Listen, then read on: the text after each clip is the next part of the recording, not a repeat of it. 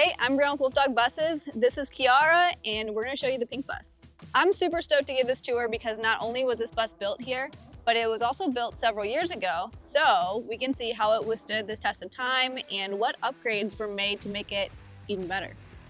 I'm gonna start off with showing you all around the outside, and then we're gonna move to the inside and even describe the systems. So first thing you'll see is it is hot pink. This was actually I'll call it a DIY paint job because after this bus, I started taking buses to an actual vehicle painter, and that is a whole world of difference. But with this being a DIY spray-on under a tent in the backyard paint job, it's been almost 4 years now, and it's doing pretty well. So I'll say that if you prep well, and I spent about 3 weeks sanding this in between every rib, every rivet, et cetera, taping off everything really carefully and spraying it, you could be sitting just fine with your paint job. It's got all the standard things like the exterior shower. I put it near the door so that you could wash off your feet or bike or anything before going inside. We added additional storage so you can have your grill and chairs, things like that. If you don't have it in your bus, it's a really good thing to add because you can never have too much storage. We even kept the doors to the garage space so that any extra space under the beds can be utilized for storage. And this one has a backup 5-gallon diesel tank for the, I don't want to say Chinese diesel heaters, but they're Chinese diesel heaters, and they work super well. Those heaters, the first one I installed, I had to replace several times because it was a lemon, but now they've been running for 3 years now, and they're doing great. I did a backup camera with sensors on this, and the sensors are really nice because if you're backing up and you're getting close to something and you, I don't know, maybe zone out for a second or someone walks by, it beeps at you when anything gets too close. Tight fit over here. Water fill, more storage, 30 amp shower connection, all standard. I did change the city water port to be underneath the bus with a PEX fitting because these things are plastic and they notoriously leak after driving your bus around, vibration stuff. I don't trust plastic fittings unless they're PEX. And so I dropped the city fill down to underneath the bus with a brass screw-on hose port so that's trustable, and if it ever does freeze or leak, it's exterior to the bus and you don't have to worry about any water inside. Highly recommend that upgrade if you're building.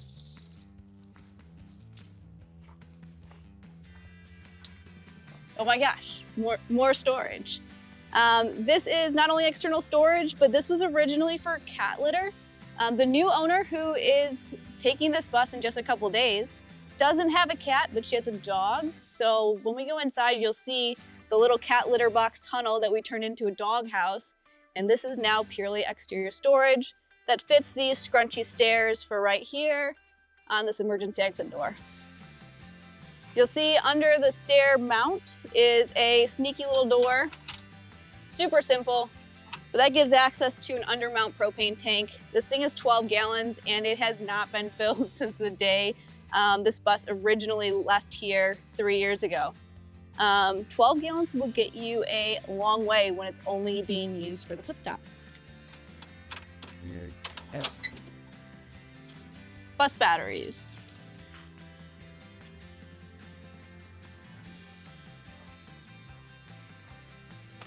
The only other thing to talk about here is the upper lights. I replaced those with LEDs and they're white. So when you're at a campsite and if you have a dog or if you just want to hang around at night, they illuminate a huge space in front of you so that you can, I don't know, see outside.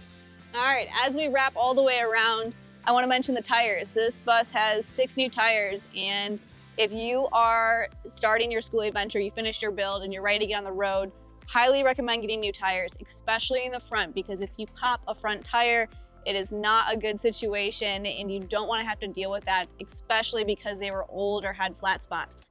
You will not visibly see flat spots, but if a bus has sat for a few years, even if they're only 3-year-old tires and it just sat, I would start getting weary about them. Tires are only good for 7 years, so check your tires, replace them. It's pricey, but not as pricey as an accident. Another thing you'll notice is this bus still has the original bus windows. The ones that were built in front of completely were deleted, and the other ones remain here. So I went through with a pressure washer to really leak test these windows and reseal the entire thing, which the biggest part of that is caulking the outside. So I'll show a close-up, but we recaulked this outside very meticulously. And then before it's going to the new owner, I checked all of that to make sure that the caulking on the outside is still in good condition, because if you don't, bus windows will leak. Coming in, I want to mention the doors. These are original doors, and we modified them to have a deadbolt and some handles, but other than that, they operate as the original door did. I absolutely love the style of it, but it is a bit of a pain in the bus. I really just said that. It is a pain in the butt. So that's something to think about if you're building your own bus. If you really like the style, go for it. If you don't, it's kind of nice to modify them to be purely a regular door. All right, you want to come in? All right, coming in, but not too far. First thing I want to talk about is the new driver's seat. This is the first time I've upgraded the driver's seat, and I wish I had been doing it all along, because if you're going to spend a lot of time on the road, it really is worth it to be comfy. And this thing has like double lumbar support, heated, cooled seats, all the adjustments, and it's still air ride. I sat in it and I am now a believer. Super worth it. If you're gonna drive a lot, replace your seat. And coming around, here's that backup camera I mentioned on the outside. A cute little screen, and it really is awesome that it beeps at you. You'll see up top, we replaced the front wall with a giant shelf to kind of maximize that storage. It's got a little lip, so if you put boxes in there, they'll stay while driving. And then a bunch of little sticks as holders for the curtain to come across, so that when the sun's shining, you're trying to keep it cool in here, you can have the curtain go full across the windshield. That's really huge. If you're trying to keep your bus cool in the summer heat, glass is your biggest enemy, and you want to have a way of having a good window treatment over it. So we got those for that. And then coming around, what every Skoolie should have, a passenger seat.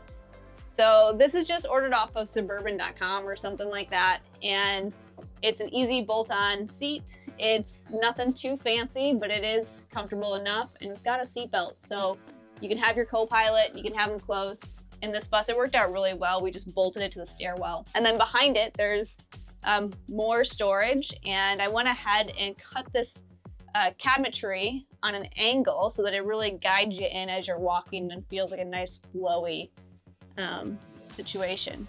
I don't know how to describe it. I like the funny cut cabinets, because why not? You're in a custom bus. Speaking of custom cabinets, so these cabinets for the counter I built myself, and so it's all one piece, so to speak.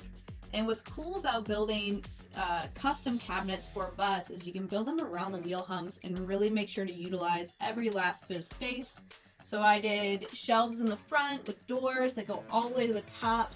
I made the countertop about 2 inches taller than regular to accommodate things like a big drawer under the stove, the water heater under a heat sink, and really to maximize for space, because this is the entire kitchen in this bus. It's a small bus, and if you want to have everything you need to travel full time without making too many compromises, then you really got to pay attention to where your storage is. Typical gray stone oven.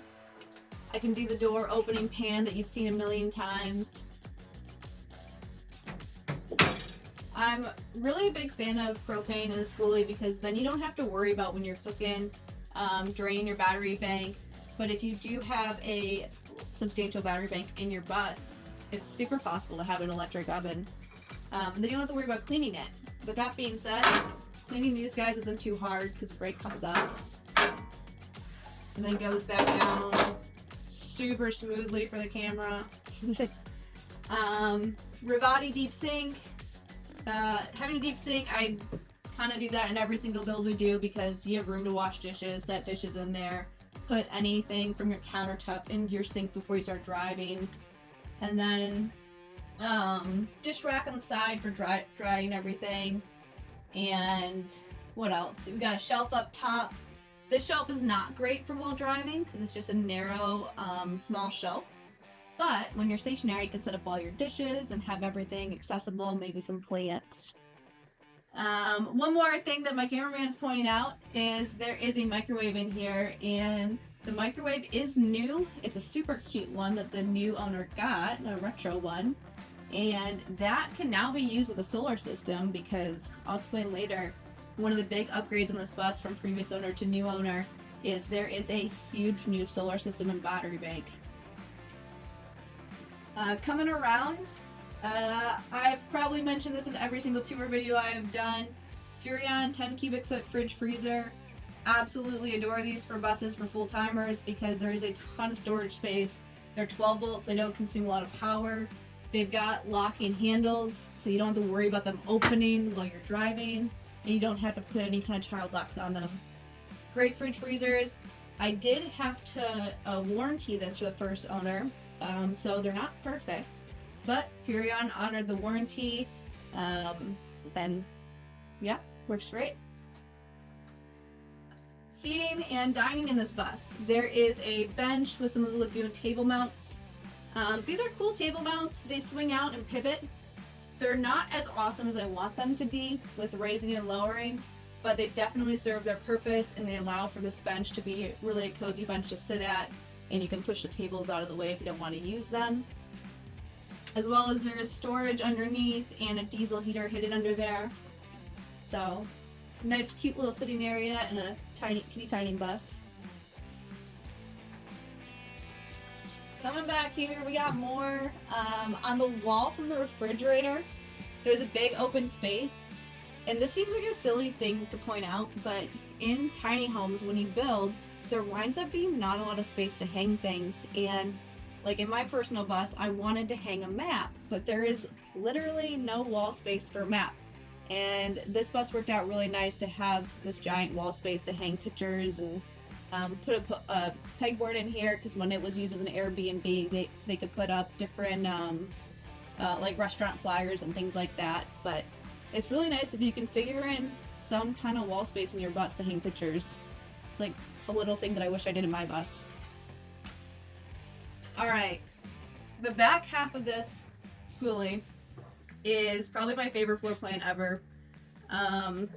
It gives a ton of space back here for the bathroom and bedroom, and the way in which it figured together, it almost creates 2 additional feet in the bus because next to the fridge, I tucked the toilet in, and I'll show you how that works, but it basically takes the space that would have been dead space under the counter next to the fridge, and it uses that for the compost toilet, so that when you walk into this bathroom, you have a full shower, and then the toilet's tucked over here with some shelving, so it's a full waterproof wet bath, but you have a niche where you can still store dry goods like toilet paper because the shower's coming this way.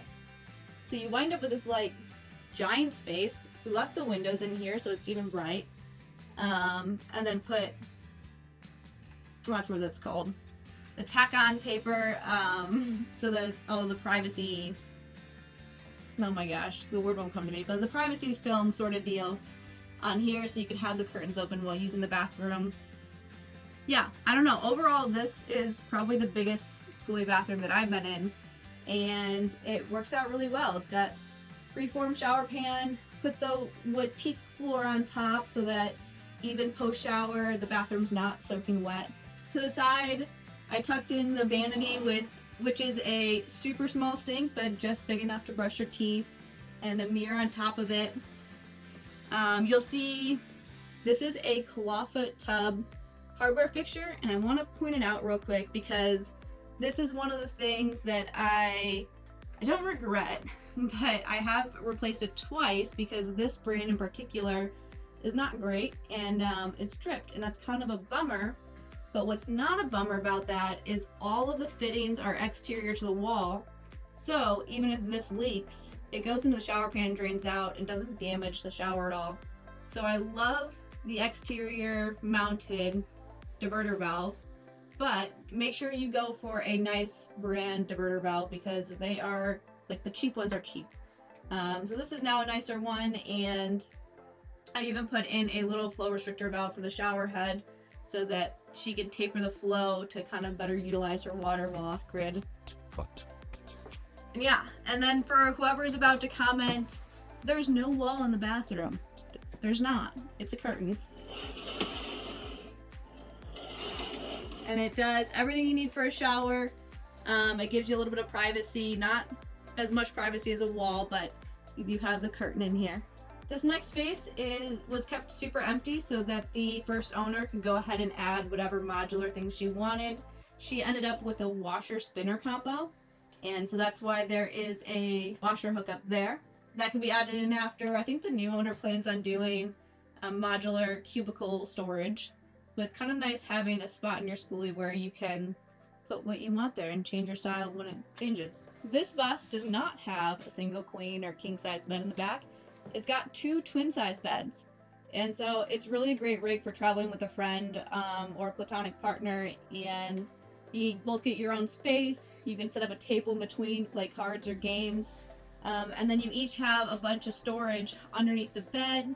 There's bins that slide out of here, giving you all your clothes storage space, and then under the platform itself is 125 gallons of water, the gray tank, and the solar battery system, which is awesome because then all of the systems are hidden in this bus. Love that style for this. It worked great while I was in Airbnb, and yeah, honestly, I might do this in my bus in the future and then have it to where they can push together as a queen bed or pull apart as 2 twins. It's really kind of nice being able to have like good passenger sleeping space rather than a bench that turns into a bed that no one really wants to sleep at. Next thing is the desk, which is also a cabinet system that I built, and so it matches the kitchen cabinets. Same hardware and same color with a natural wood top. Lots of storage. The first owner was a scrapbooker, so she had a ton of pads and things that would fit in there. Oops. And then under you'll see all the controls for the solar system, as well as like a battery level indicator, the fresh gray water level indicator. These sea levels are super awesome as far as water tank level indicators go. Sea level is the only one that I found to work consistently, and yeah, I recommend those. They're awesome. They're expensive, but they work and they will keep working. All right. Last but not least, my favorite part of this bus, probably the cutest thing we've ever installed on a bus, is this little teeny tiny cat house. And originally, this had a tunnel that went under the bus into a storage compartment that was used for cat litter. And so the cat could come in here, go down, use this litter box, and you wouldn't have to deal with cat litter being in your home. Awesome, super clever idea. Whoever came up with it originally, you're a genius. I loved implementing it, and now the new owner doesn't have a cat, but they have a little teeny tiny dog. So the hole is blocked off now, and there's gonna be a little dog bed in there for the dog to go have its own little space, own little entire house. So I love that. I love that the new owners are gonna also utilize this teeny tiny little house. So that does it for the basics on this tour. Next I wanna go through kind of the systems, and after 3 years, what appliances I've had to replace and what systems were good in this bus, which ones I wish I would have upgraded from the very beginning. Yeah, so let's chat about that. All right, so now the good stuff. 3 years of data points to tell you which systems were awesome, which ones I wish were different from the very beginning, and which things I've had to replace. The biggest thing that I've upgraded in this bus from first owner to second owner is the solar system and battery bank. And while I want to say that that's something I wish we would have done from the beginning, it's honestly not, because the system that was originally installed served the purpose of the first owner. She wanted to be able to go out off-grid here and there in like moderate climate weather. She wasn't looking to go anywhere super hot or super cold. So she had off-grid capabilities with her system. The new owner wants to have air conditioning off-grid and make sure that her dog's okay in the bus when she leaves it for long periods of time or even short periods of time when it's warm out.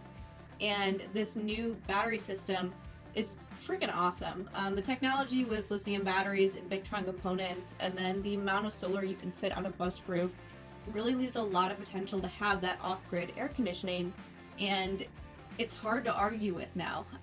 So I adore the new system. I really want to say that that's something I wish we would have done from the beginning, but it's not, because it wasn't originally necessary. It is awesome now. A little bit more detail on that is the batteries I used are AG4 server rack batteries, and I'm being specific with that because they are batteries I super like. They have a 10-year warranty, and with a 10-year warranty lithium battery, you can't really go wrong.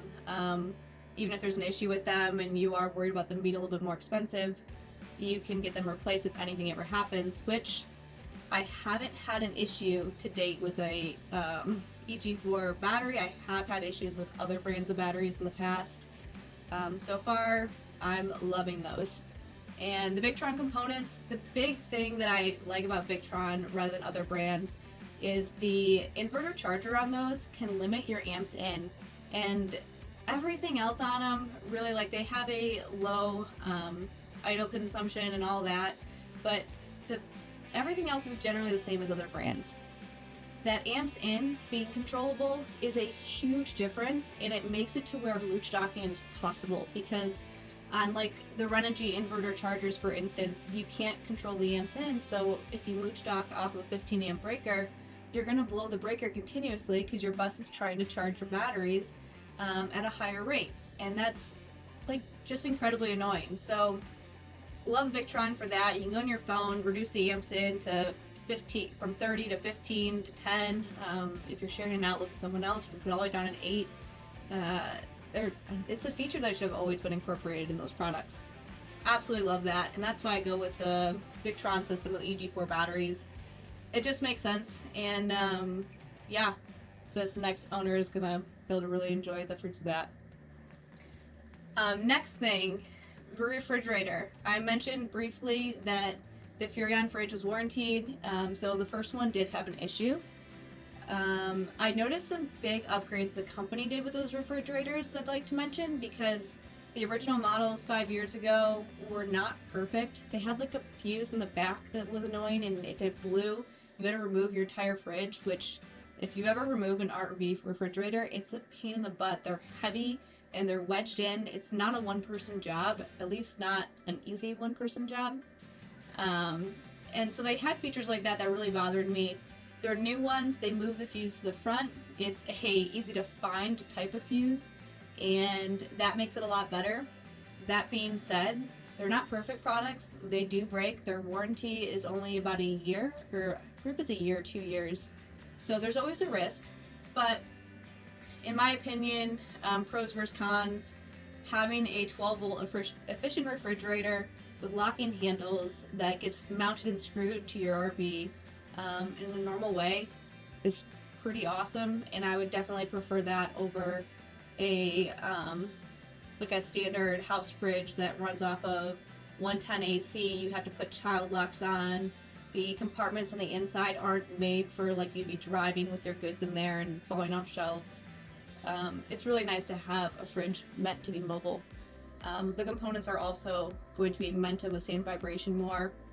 That being said, I've seen a lot of house refrigerators with Skoolies, and they do work. So if you want to go that route and save some money there, and you already have a big battery bank, then do it. They make some cute ones, especially those like unique tall ones. They look retro and come in all different colors.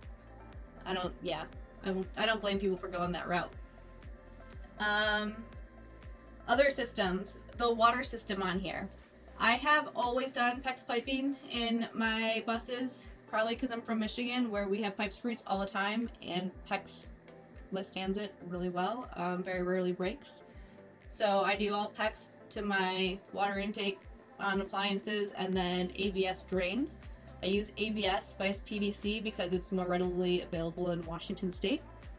That being said, on the PEX, I would not do anything other than PEX, because I've had buses freeze.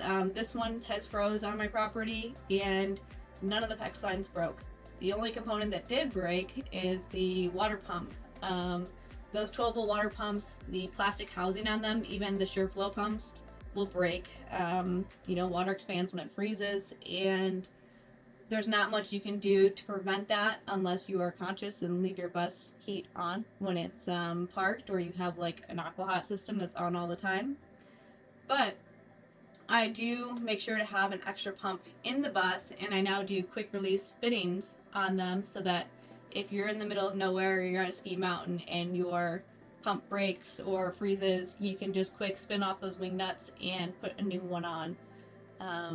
Yeah, I would highly recommend you having an extra water pump in your toolbox when you go out traveling, because it's convenient when you need it. Speaking of luxury upgrades, this driver's seat, I've already mentioned it. I want to mention it again just because of like how firm I feel about this. Having a good seat is huge if you're driving a lot. I didn't have a great seat in my bus. I put 20 or 30,000 miles in that bus, and it didn't really occur to me how nice it would be to be comfortable while driving. I just put on like an external heat pad and called it a day and started going. But if you have the means to, replace your seat, because you're going to spend a lot of time there if you're exploring. And that being said, the more comfortable you are driving, the more often you're going to drive. You don't want to have a bus where you don't think about the drivability of it, and then you kind of loathe actually moving your bus. You built a mobile home to be able to be mobile, so why not make it comfortable and really encourage doing that? In addition to that, the passenger seat. A lot of states have different laws. You don't necessarily need a seatbelt for your passenger depending on the state that you're in. Some states you can even sit in the back of a truck bed still. But having a nice safe seat as an option for your passenger, sitting somewhere relatively close to the driver so that you can talk while driving, is huge, and that's definitely something that I would recommend for everyone. Love that. And I think that's about it. If there's something that I missed or anything else you're curious about, let me know. There won't be any more tours of this bus because it's going to its new owner in just a couple of days. So if you see it out on the road, give it a honk or wave, and she'll be out traveling across the entire United States. So that's awesome. I'm super stoked for her and can't wait to see pictures of all of their adventures. So that's all I have for systems and things I wish I would have upgraded in the beginning, things I think that you may want to do the first time around. And if you have any comments on this bus or questions, feel free to leave it in the comments below. And if you have any longer questions, I do consultations. I have a Calendly where you can schedule on your own time. Feel free to schedule a consultation with me and we can chat about your build or your tiny home, living off grid, solar, anything you want. Until next time, in the next video, which hopefully will be something fun.